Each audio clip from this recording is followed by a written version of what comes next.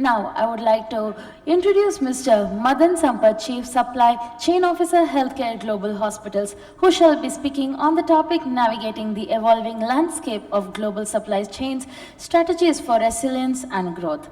With nearly 2 decades of global experience in procurement and supply chain leadership across Europe, China, the USA, and India, Madan has led strategic sourcing, enterprise procurement, and risk management for major multinationals.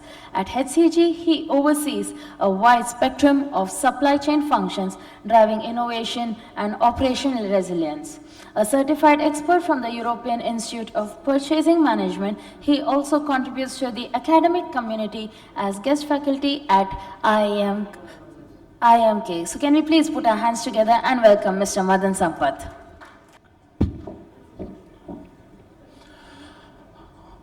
Very good afternoon, everyone.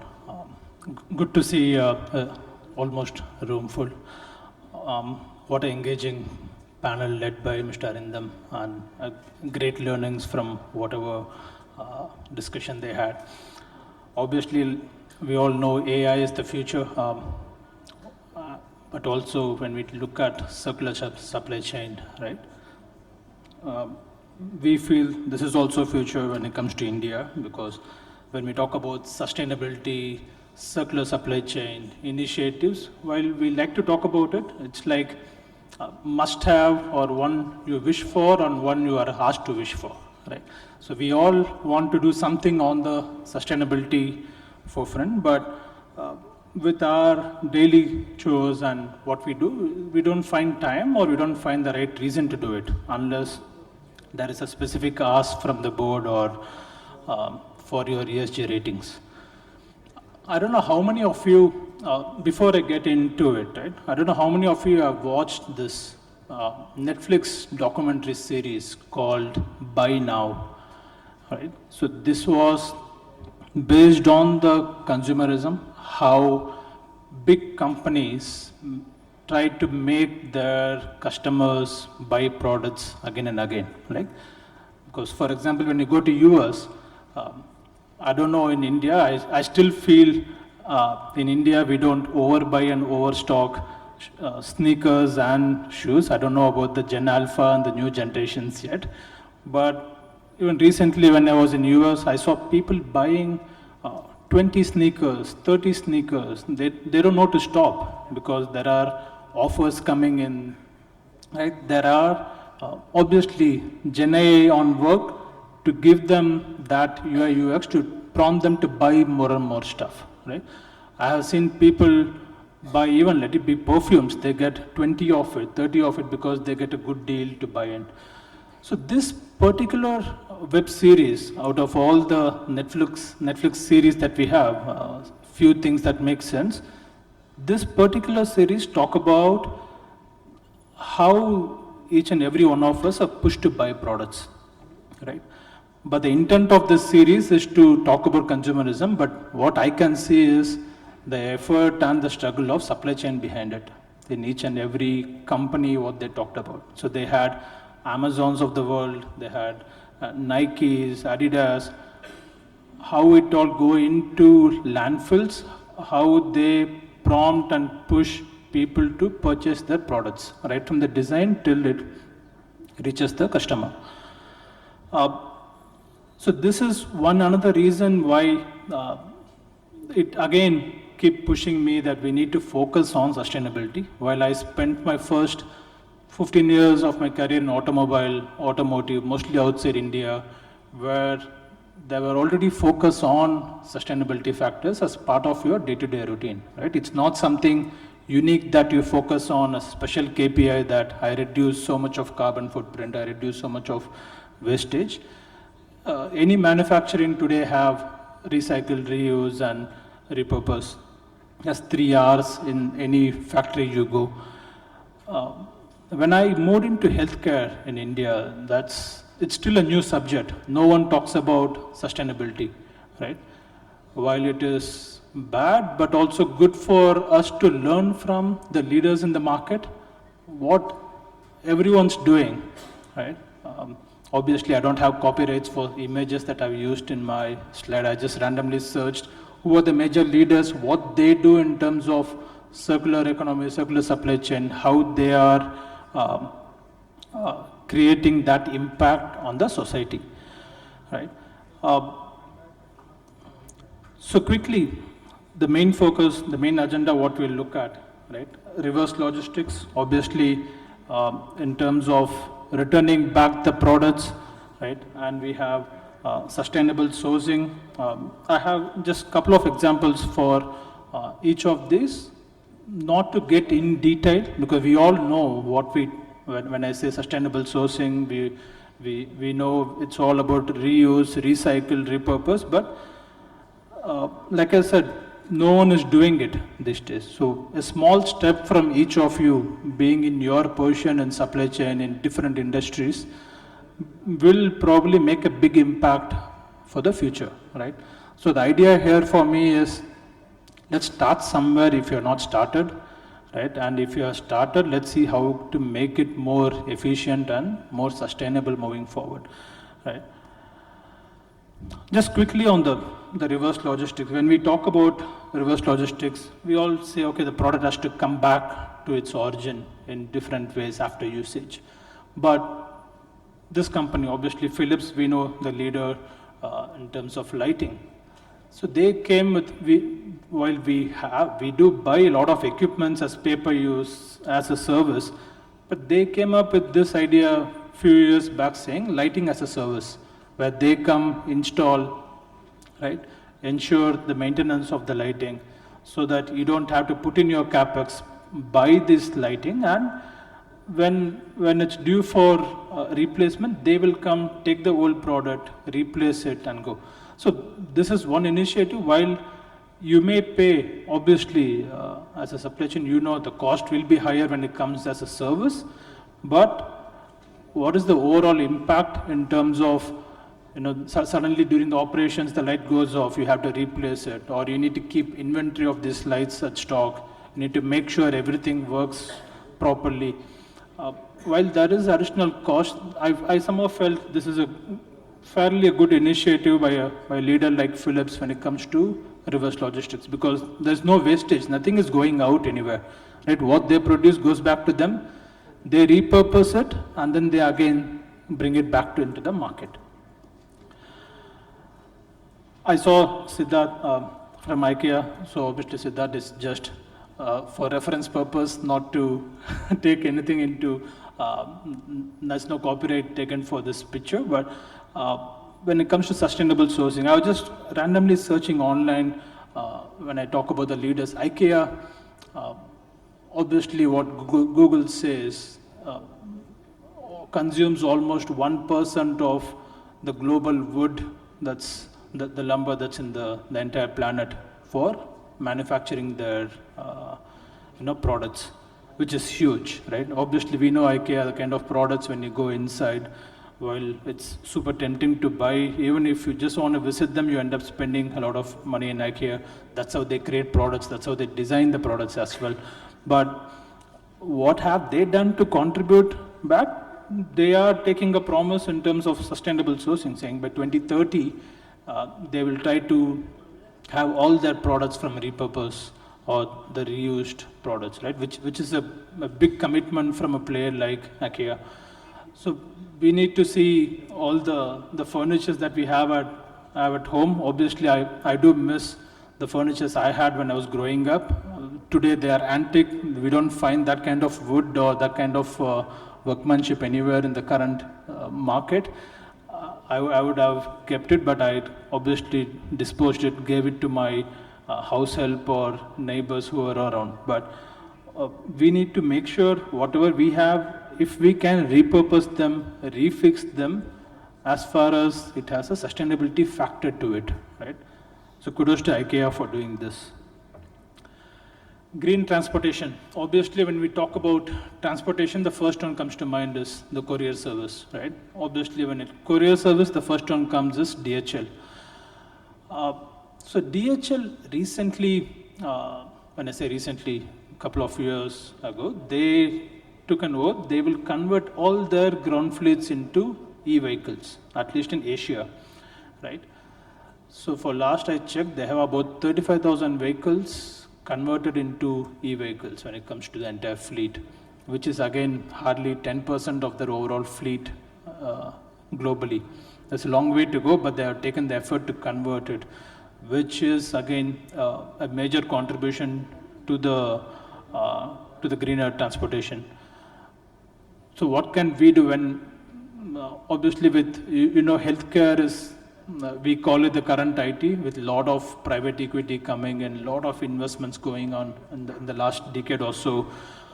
So every new PE guys coming into evaluating us, they consider ESG as the rating as the prime factor even for the investments, right?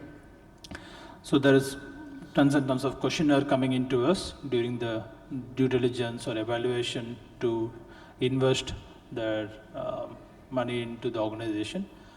One of the key factors is what are you doing for green transportation? What are you doing for ESG related? Do you even have cap pool? You don't need to think big.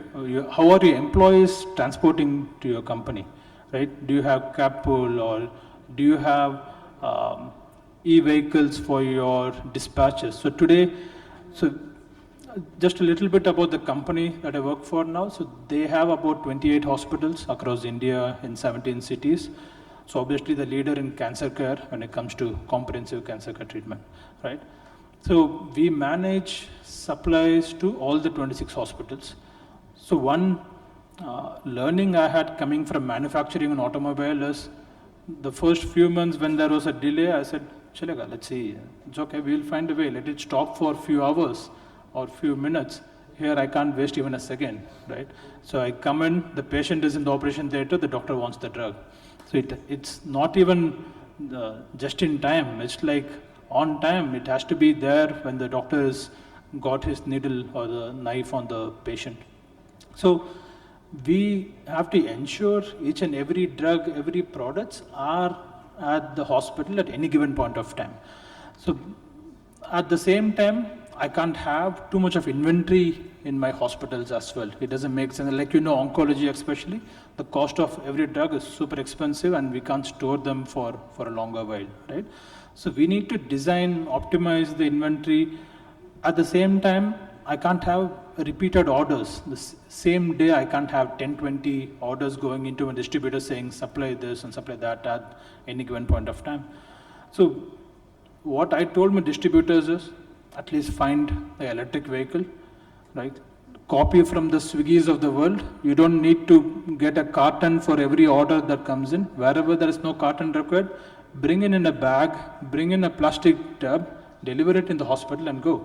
So this way I can at least reduce the consumption of cartons that comes in every single product that we buy, right? As simple as you buy even a pen drive in Amazon, it comes in a pretty big box that you have to throw the box away.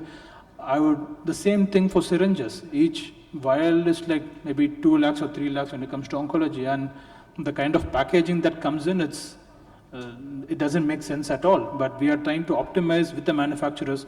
Obviously, we have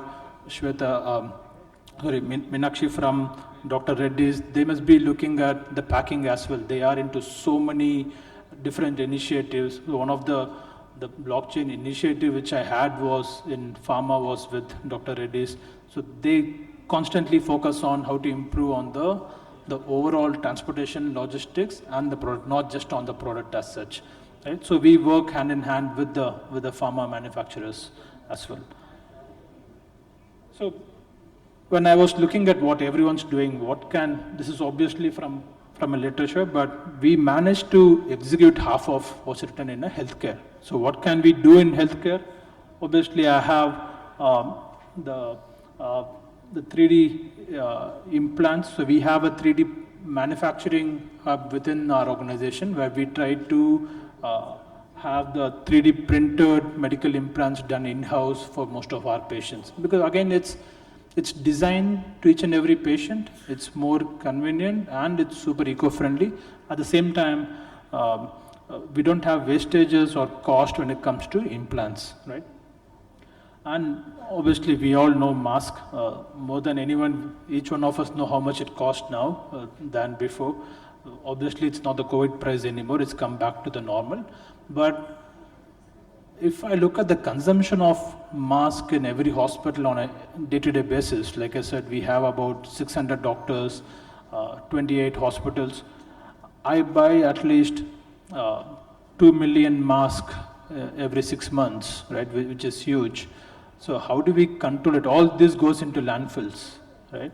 So how do we control, how do we replace this mask with, so that it doesn't go into landfill, at least there will be some other purpose which are biodegradable, which is not impacting the environment.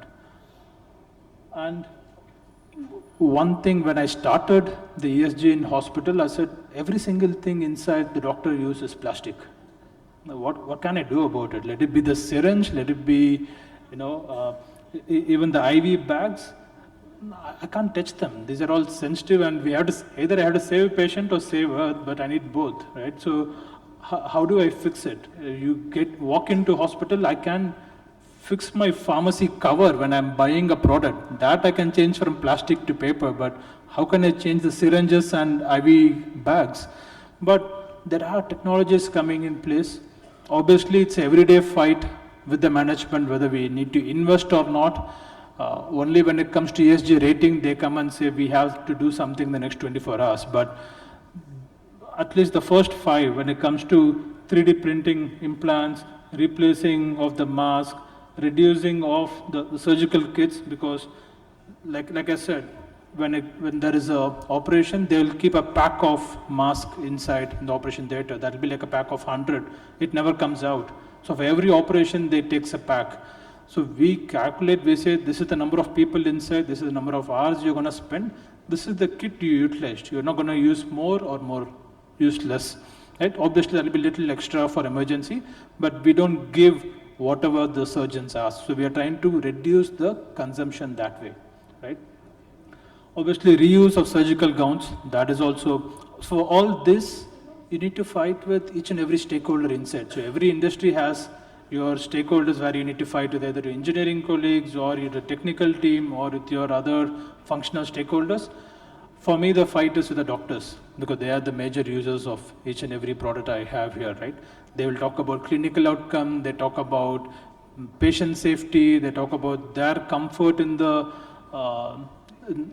operation theater. Even if I change the gloves, they say because of you, this gloves was too soft, I had to cut the patient deep. So, I have heard the kind of complaints I heard from doctors are unimaginable. Even the sanitizer I can't change. They say this is like soapy, this is too rough, it's hurting my fingers.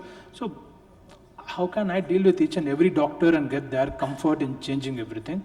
But we're still trying to do it one step at a time. Going to one big hospital, get the comfort of the senior most doctors, right? And take his reference, go to the junior doctors and try to convince them. It's a lot of work.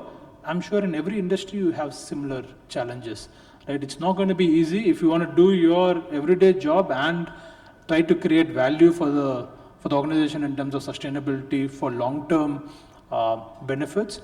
But I think it comes back to us. We have to take it as our passion project to do it somewhere, even though the impact may not be seen by the management or addressed.